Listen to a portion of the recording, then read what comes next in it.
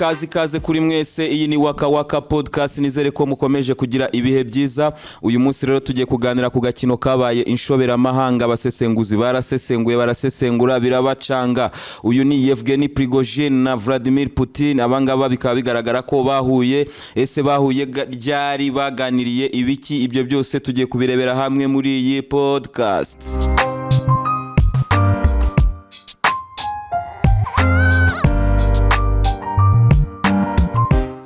Yes, nkuko mubizi rero uyu Yevgeny Prigozhin aheruka kwigabiza imihanda igana i Moscow n'ingabo ze. Bafata urugendo bise urugendo rw'ubutabera, aho Yevgeny Prigozhin yavugaga ko ashaka ko uwo bita Gerasimov ndetse na Shoigu baba bahagarikwa ku mirimo yabo. Hakaba hari byinshi yasabaga ko byahinduka muri leta y'Uburusiya cyangwa se mu gisirikare cya leta y'Uburusiya.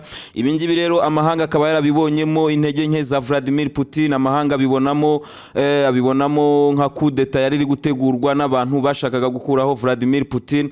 Gusa byaje kurangira baribeshye, birangira ahubwo ari ukwigaragambya gusanzwe kwa Prigozhin. Nyuma yaho bigenda bihinduka, abaho imishyikirano ya Prigozhin na Vladimir Putin babashije guhuzwa na Lukashenko wa Belarus.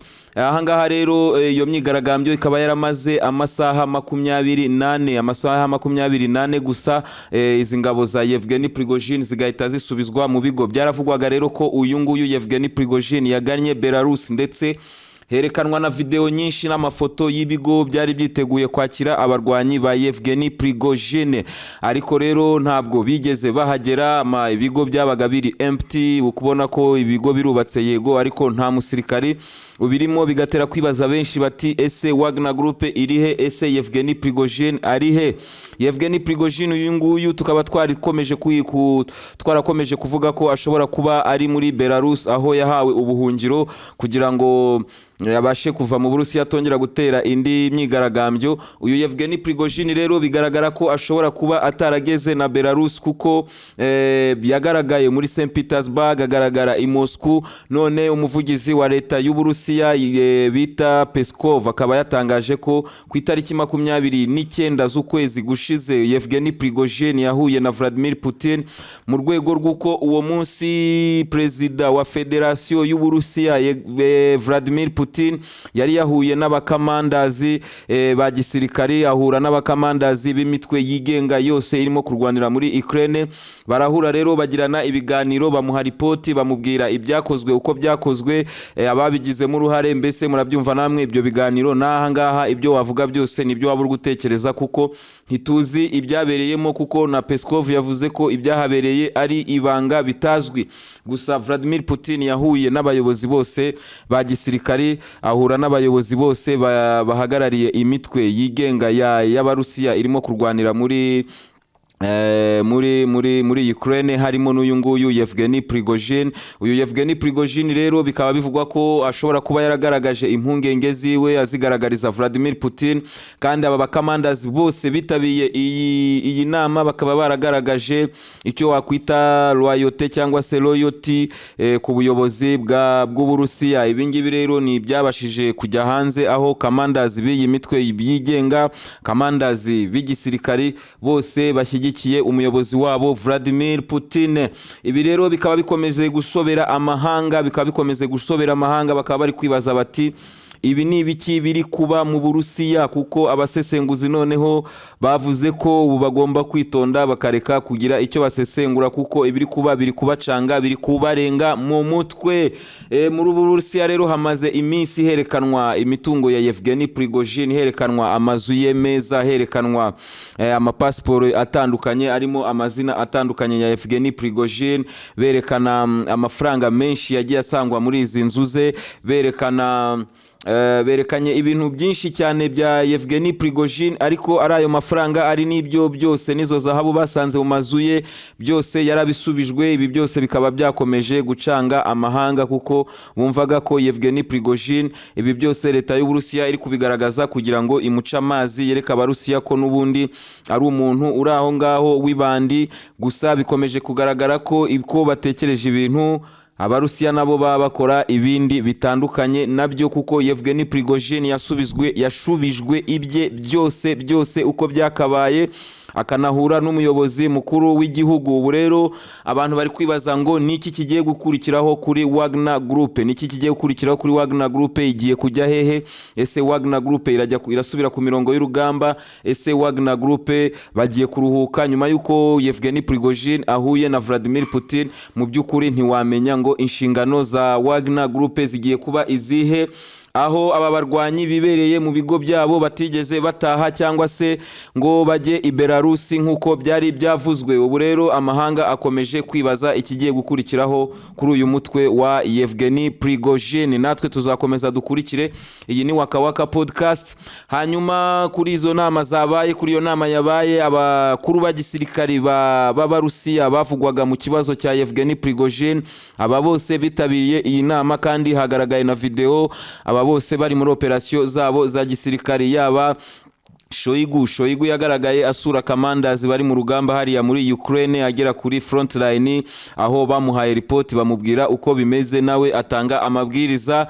Hanyuma Gerasimov nawe ku munsi w'ejo yayoboye inama ya gisirikare, hangaha akaba arayoboye kwa commanders bayoboye urugamba rwo muri Ukraine. Nawe video yarasohotse iri ku rubuga rwa Ministeri y'Ingabo z'Uburusiya. Ubu rero ni ukuvuga ngo nta kirahinduka mu byo Yevgeny Prigozhin yasabye.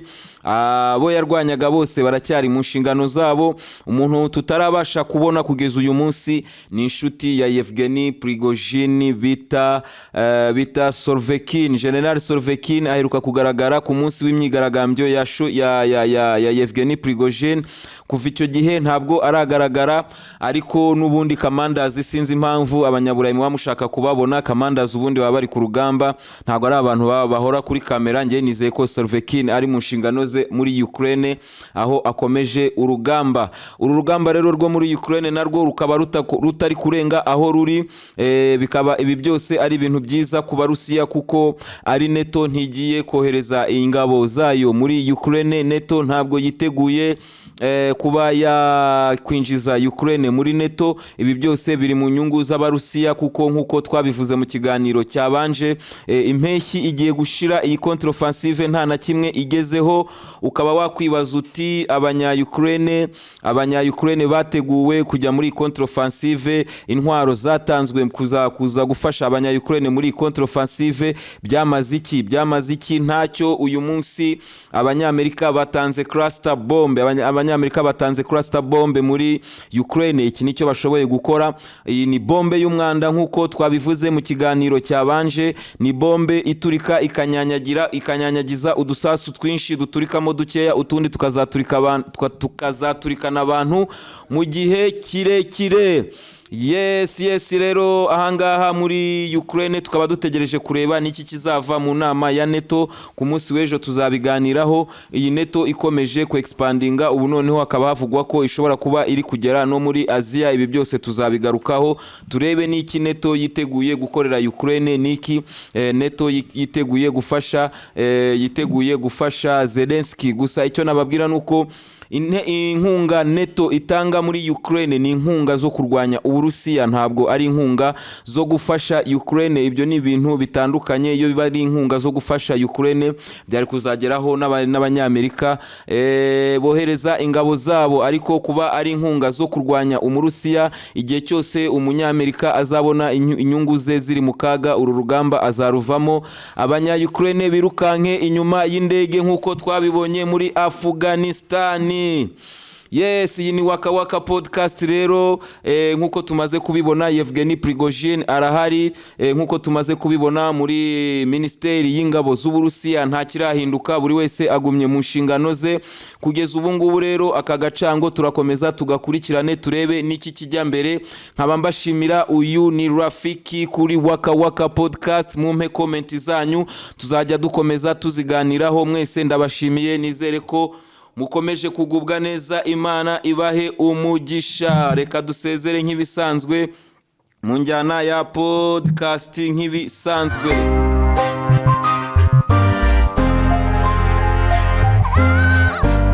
Let's a beat on the beat. А теперь слушайте меня, сука, блядь. Это чьи-то, блядь, отцы и чьи-то сыновья.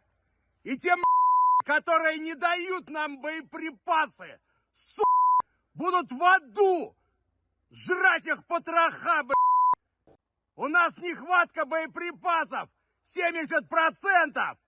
Шойгу! Герасимов! Где боеприпасы? Посмотрите на них, Если вы даете норму боеприпасов, их в 5 раз меньше.